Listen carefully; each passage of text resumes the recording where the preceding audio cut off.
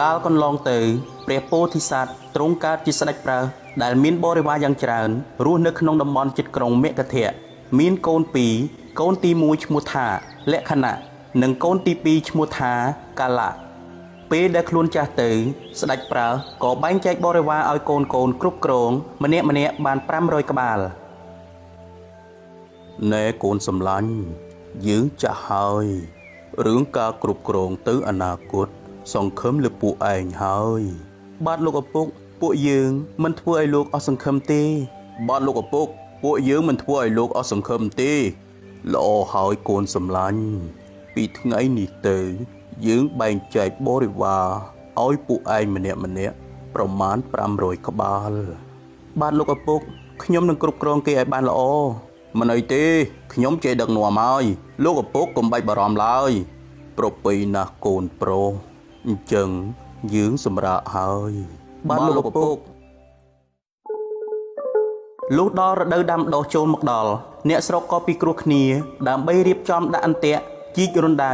បង្កប់ចម្រងជាច្រើនដើម្បីការពារកុំឲ្យសត្វចូលមកបំផ្លាញដំណាំដាំដុះរបស់ពួកគេ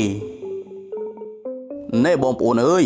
ឥឡូវចូលដល់រដូវដាំដុះហើយយើងត្រូវរៀបចំអ្វីទុកបង្ការសត្វចូលបំផ្លាញមែនហើយខ្ញុំគិតថាគួររៀបចំអន្ទាក់ឲ្យបានច្រើនទៅណែសំឡាញ់អន្ទាក់តែម្យ៉ាងមិនទាន់គ្រប់គ្រាន់ទេចុះសំឡាញ់គិតថាមានអ្វីទៀតខ្ញុំនឹកឃើញហើយយើងត្រូវជីករណ្ដៅបង្កប់ចម្រុងឲ្យបានច្រើនទើបអាចការពារកសិផលរបស់យើងបាន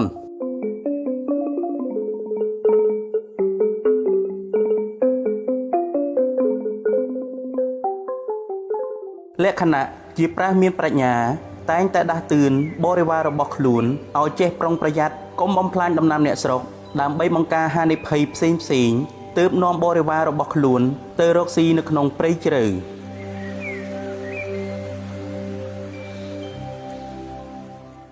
ណែគ្នាយើងដំណាំអ្នកស្រុកលុះខ្ចីល្អណាស់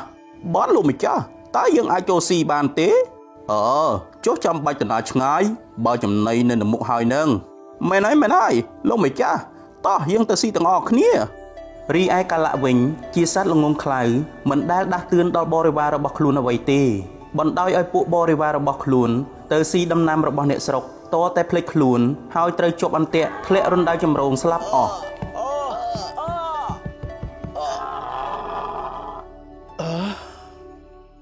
អ្នកដឹកនាំដែលមានប្រាជ្ញារមែងចេះថែរក្សាការពារបរិវាររបស់ខ្លួនឲ្យរួចផុតពីក្តីអន្តរាយផ្សេងបានចំណែកអ្នកដឹកនាំល្ងងខ្លៅតែងនាំបរិវាររបស់ខ្លួនឲ្យទៅរកសេចក្តីអាប់អោននិងសេចក្តីវិនាស